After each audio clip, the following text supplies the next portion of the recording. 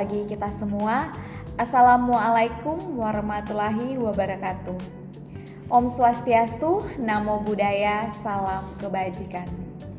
Perkenalkan, saya Indri Marasing, Sarjana Terapan Kebidanan, Magister Kebidanan, dosen tetap pada program studi D3 Kebidanan, Fakultas Ilmu Kesehatan Universitas Trinita. Video ini merupakan bagian dari pernyataan diri dalam unjuk kerja Tridharma Perguruan Tinggi atau PDD UKTPT untuk sertifikasi dosen tahun 2026, khususnya dalam aspek pengajaran. Pada kesempatan ini, saya akan menjelaskan secara singkat mengenai mata kuliah asuhan kebidanan pada persalinan dan bayi baru lahir yang saya ampu. Mata kuliah ini memberikan kemampuan kepada mahasiswa untuk memberikan asuhan kebidanan pada ibu dalam persalinan dan bayi baru lahir dengan pendekatan manajemen kebidanan yang didasari pada konsep-konsep, sikap, dan keterampilan berdasarkan evidence base, di mana mata kuliah ini memiliki 5 SKS yang di dalamnya ada 3 SKS teori dan 2 praktik. Selanjutnya pada capaian pembelajaran prodi yang dibebankan pada MK, yaitu menunjukkan sikap bertanggung jawab atas pekerjaan di bidang keahliannya secara mandiri, menguasai konsep dasar ilmu kebidanan, asuhan kebidanan, dan etika profesi, menguasai metode, teknik, dan pengetahuan prosedural dalam asuhan kebidanan pada persalinan dan bayi baru lahir. Selanjutnya, mampu menunjukkan kinerja yang bermutu dan terukur, mampu melakukan asuhan kebidanan pada masa persalinan dan bayi baru lahir sesuai dengan standar kompetensi bidang vokasi. Selanjutnya, pada capaian pembelajaran mata kuliah atau CPMK, yaitu memahami sikap bertanggung jawab dalam menjalankan perannya sebagai seorang bidan dalam memberikan asuhan persalinan normal dan bayi baru lahir yang sesuai dengan nilai norma dan etika profesi, menguasai konsep dasar asuhan persalinan normal dalam asuhan kebidanan. Selanjutnya, dapat mengaplikasikan ilmu kebidanan dalam persalinan normal dan menganalisis pembelajaran interprofesional dalam asuhan kebidanan persalinan dan bayi baru lahir. Topik pembelajaran yang akan saya bahas yaitu perubahan fisiologi dan psikologi dalam persalinan, faktor-faktor yang mempengaruhi persalinan, kebutuhan dasar pada ibu bersalin dengan sesuai dengan kala pada persalinan, konsep asuhan persalinan, penyulit dan komplikasi pada persalinan, adaptasi pada bayi baru lahir, penanganan awal kegawat daruratan, dan rujukan pada persalinan dan bayi baru lahir. Selanjutnya ada juga terkait dengan asuhan bayi baru lahir pada 2 jam pertama, kemudian pendokumentasian asuhan persalinan dan bayi baru lahir. Selanjutnya pada penilaian hasil pembelajaran diberikan nilai 20% pada tugas, 30% pada UTS, dan 50% pada UAS. Di mana pada UTS dan UAS masing-masing ada penilaian sikap, pengetahuan dan keterampilan, di mana nilai sikap itu 15%, pengetahuan 25%, dan keterampilan 60%.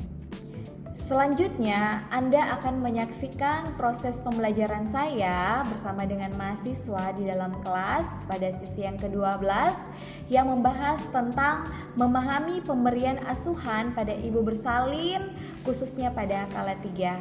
Dan selamat menyaksikan. Selamat siang untuk kita semua. Siang, Ibu. Apa kabar? Baik. Masih semangat? Masih. Jadi pada hari ini kita akan belajar terkait dengan materi kita asuhan kebidanan persalinan pada kala 3. Untuk sub capaian pembelajaran mata kuliah dengan indikator yaitu ketepatan dalam mendeskripsikan pemberian asuhan pada ibu bersalin kala 3. Dengan pembahasan kita akan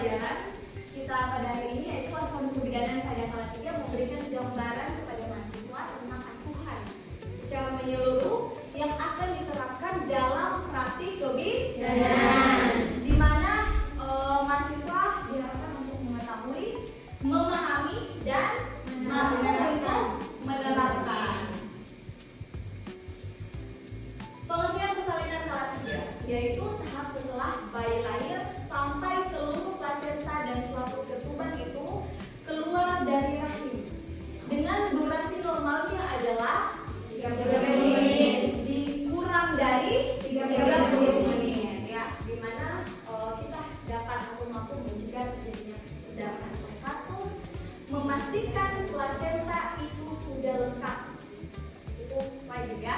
Kemudian selaputnya harus lahir sempurna. Di sini ada namanya fisiologi kala 3. Jadi kalau fisiologi kala 3 ya, pada kala 3 persalinan otot uterus itu berkontraksi ya, mengikuti berkurangnya ukuran rongga uterus secara tiba-tiba setelah lahirnya bayi. Nah, plasenta terlepas dari implantasi di rahim, pembuluh darah menutup untuk mencegah perdarahan, dan rahim mengecil karena kontraksi dan retraksi. Proses secara fisiologi ya, kala 3. Tempat implantasi plasenta sering pada dinding depan, jadi plasenta itu dia menempel sering pada dinding depan seperti yang ada di gambar, terlihat semua? Berada di dinding depan dan belakang korpus uteri atau dinding lateral ya, jarang terjadi pada fundus uteri dan apabila pada SBR disebut dengan SBR. Selanjutnya di sini ada tanda-tanda pelepasan plasenta, bisa dilihat di gambar ya, yaitu fundus uteri akan terabang keras dan akan naik. Kemudian tali pusat akan ikut memanjang. Semburan darah tiba-tiba, jadi akan ada semburan darah secara tiba-tiba. Kemudian rahim akan bulat dan terasa lebih keras. Di sini ada namanya mekanisme pengeluaran plasenta. Jadi mekanisme pengeluaran plasenta itu ada menurut dua ya. Yang pertama itu mekanisme Schultz. Jadi dia dimulai dari plasenta itu terlepas dari tengah. Jadi kalau Schultz itu dia seperti yang digambar, terlihat semua.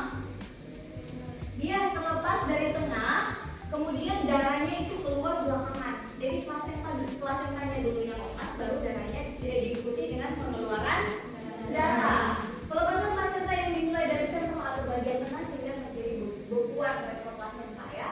Karena plasenta dari tengah ini mengakibatkan perdarahan tidak terjadi sebelum plasenta lahir ya. Perdarahan terjadi setelah plasenta lahir. Oke? Kemudian ada namanya mekanisme Danker ya. Mekanisme Danker itu plasenta itu terlepas dari pinggir ya, yaitu darah keluar lebih dulu. Karena dia terlepas dari pinggir, darahnya sudah lebih dulu keluar. Beda dengan mekanisme Schultz itu. Kalau mekanisme Schultz itu dia terlepas dari tengah, baru diikuti keluarnya darah. Terjadi pelepasan plasenta ya dari pinggir atau bersamaan dari pinggir dan tengah, mengakibatkan semburan darah sebelum plasenta lahir ya, bisa ya. Umumnya otot uterus segera berkontraksi, pembuluh darah akan terjepit dan perdarahan segera akan berhenti ya. Pada keadaan normal akan lahir spontan dalam waktu kurang lebih 6 menit setelah bayi lahir lengkap. Sekarang sampai di sini bisa mengerti ya? Oke. Cara mengetahui plasenta terlepas. Jadi ada 3 tanda cara untuk mengetahui plasenta itu sudah terlepas. Yaitu yang pertama ada namanya tanda Kastner. Tanda Kastner itu yaitu ketika kita meregangkan tali pusat dengan tangan di atas simfisis seperti yang ada di gambar yang pertama, atau ketika kita memberikan penekanan pada simfisis, plasenta belum terlepas apabila tali pusat masuk ke dalam, dan plasenta sudah terlepas apabila tali pusat diam dan memanjang ke depan. Jadi nanti ini teori. Nanti setelah pertemuan itu kita akan praktek langsung di laboratorium. Jadi mohon untuk menyimak ya. Kemudian ada namanya tanda Strassman, di mana plasenta belum terlepas apabila pada saat tangan sebelah kanan menolong melakukan peregangan pada tali pusat dan kemudian tangan kiri mengetuk bagian dari fundus uteri dan terjadi getaran ya. Jika tidak bergetar, plasenta sudah terlepas. Itu tanda ya. Kemudian tanda Gray, lakukan sedikit dorongan pada rahim saat uterus mengalami kontraksi. Jika plasenta belum terlepas, maka tali pusat akan kembali, dan apabila plasenta sudah terlepas, maka tali pusat akan diam atau turun. Selanjutnya, manajemen aktif kala 3. Apa itu manajemen aktif kala 3 ya? Ya, dilakukan segera setelah bayi lahir. Kemudian pastikan bahwa janin yang dilahirkan adalah tunggal dan tidak ada janin selanjutnya yang masuk melahirkan. Ya. Setelah dipastikan bahwa janin tunggal, setelah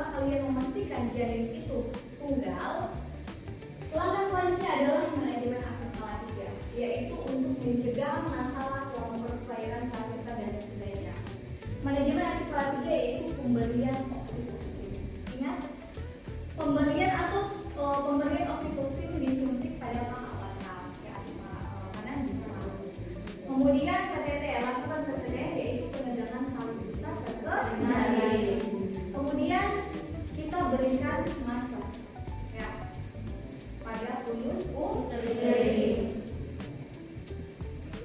Selanjutnya pemantauan kontraksi. Pemantauan kontraksi pada kelas 3 dilakukan selama melakukan manajemen aktif kelas 3. Jadi setelah pasien terlepas dan lahir, untuk melakukan kontraksi ya, kontraksi harus terus dipantau sampai dengan kala 4 persalinan. Jadi pantau terus sampai dia masuk dengan kala 4. Bila didapati terus kontraksinya jelek atau bahkan tidak berkontraksi, kemungkinan terjadi anemia sebagai salah satu penyebab perdarahan setelah persalinan. Selanjutnya ada robekan jalan lahir dan perineum. Perhatikan dan temukan penyebab perdarahan dari lasi-lasi atau robekan perineum dan vagina. Ya, nilai perluasan lasi-lasi jalan lahir dan perineum. Kajian ini dilakukan seawal mungkin. Ya, jadi harus dilakukan seawal mungkin ya. Sehingga bidan segera menentukan derajat robekan. Ingat derajat ada berapa derajat robekan pada orang perineum. Kalau orang sebagai bidan, kalau kita sebagai bidan, kita hanya sampai pada derajat 2. Selanjutnya harus dirujuk. Bidan memastikan apakah jumlah darah yang keluar adalah akibat robekan jalan lahir atau karena pelepasan pasien.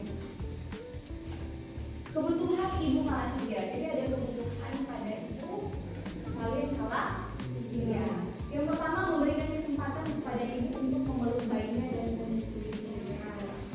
Jadi kalau persalinan normal, aman, kita memberikan kesempatan kepada ibu untuk memeluk bayinya dan memberikan atau kita menyusu secara segera ya, segera.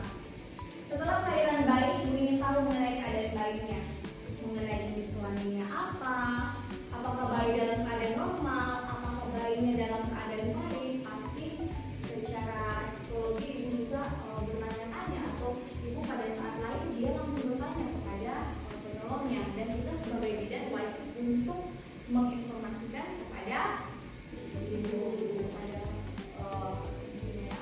Yang ketiga adalah penghargaan terhadap proses kelahiran janin kelahiran. Selamat ibu, anaknya laki-laki, ya selamat ibu, anaknya perempuan gitu. Kita ngobrol ibunya ya.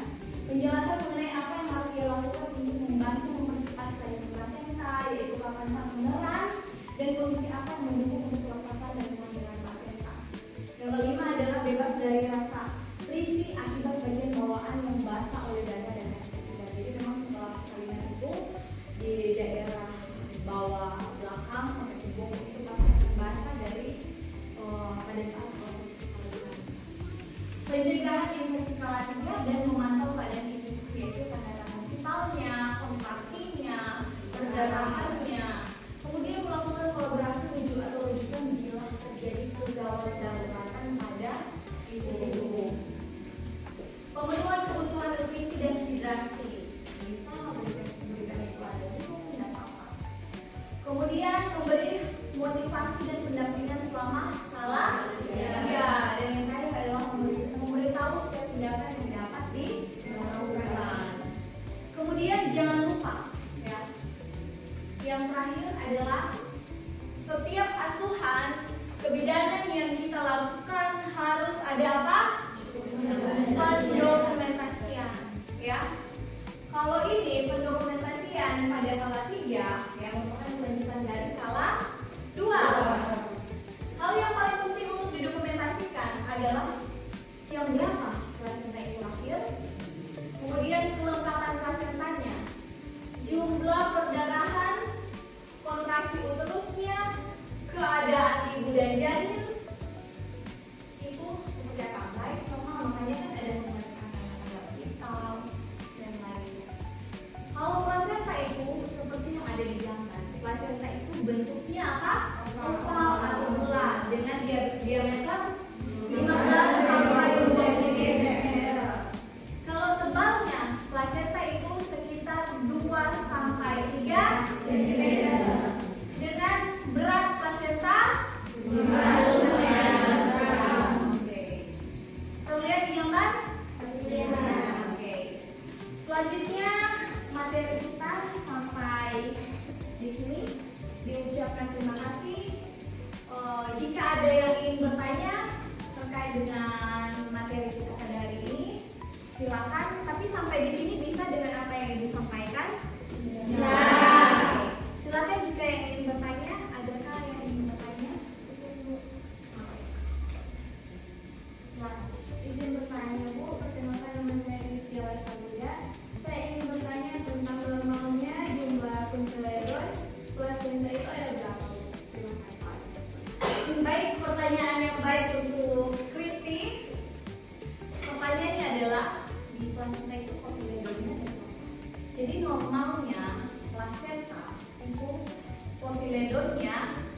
berjumlah 15 sampai 20 buah. Jadi, apabila kalian plasenta lahir, apabila plasenta ini lahir, kalian menghitung seperti adegan multiredonnya 15 sampai 20 buah kepala. Kalau di bawah 15 berarti patut dicurigai ada yang tertinggal. Jika misal contoh di bawah 15 berarti karena normalnya memang seperti itu 15 sampai 20. Kalau di bawah 15 berarti curiga ada yang tertinggal, maka ada penanganan yang harus kita lakukan. Ya. Oke, bisa sampai di sini? Bisa. Oke. Ada lagi pertanyaan yang ingin bertanya? Silakan. Tapi tepuk tangan dulu.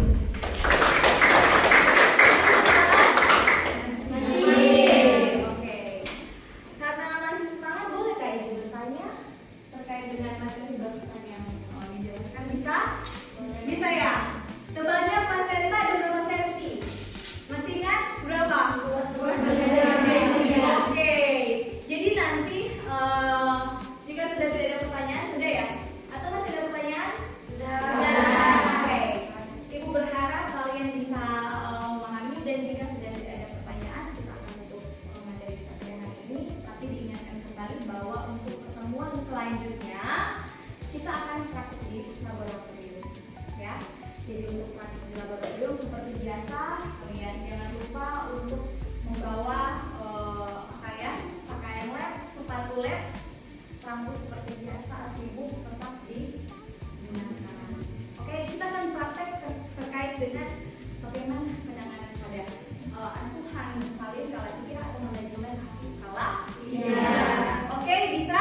Bisa. Kalau begitu kita tutup pertemuan hari ini, sampai jumpa di pertemuan berikutnya, yaitu kita akan masuk ke laboratorium. Sekian dan terima kasih. Selamat siang. Baru saja Anda menyaksikan cuplikan proses pembelajaran saya pada sesi yang ke-12 pada mata kuliah Asuhan Kebidanan Persalinan dan Bayi Baru Lahir yang berfokus pada asuhan ibu bersalin kala 3. Pada sesi tersebut, mahasiswa diajak untuk memahami pemberian asuhan pada ibu bersalin dan bayi baru lahir melalui pemaparan materi pada tanya jawab dan diskusi. Dan pada pertemuan selanjutnya, mahasiswa diminta untuk mempersiapkan persiapan praktik di laboratorium. Saya berharap pada cuplikan pembelajaran tersebut dapat memberikan gambaran yang nyata mengenai pendekatan yang saya terapkan dalam kelas yang tidak hanya berorientasi pada teori tetapi juga secara praktik sesuai dengan standar operasional prosedur. Terima kasih saya sampaikan kepada Kemendikti-Saintek melalui Direktorat Jenderal Pendidikan Tinggi LL-Dikti 16 wilayah Gorontalo, Sulawesi Utara dan Sulawesi Tengah serta seluruh tim sertifikasi dosen tahun 2026 atas kesempatan dan dukungan. Saya juga mau mengucapkan terima kasih kepada pimpinan Universitas Trinita, kolega dosen, serta semua mahasiswa yang telah berkontribusi dalam proses pembelajaran ini. Demikian yang dapat saya sampaikan, semoga bermanfaat dan menjadi bagian dalam upaya peningkatan kualitas pendidikan di Indonesia. Salam sejahtera bagi kita semua. Wassalamualaikum warahmatullahi wabarakatuh.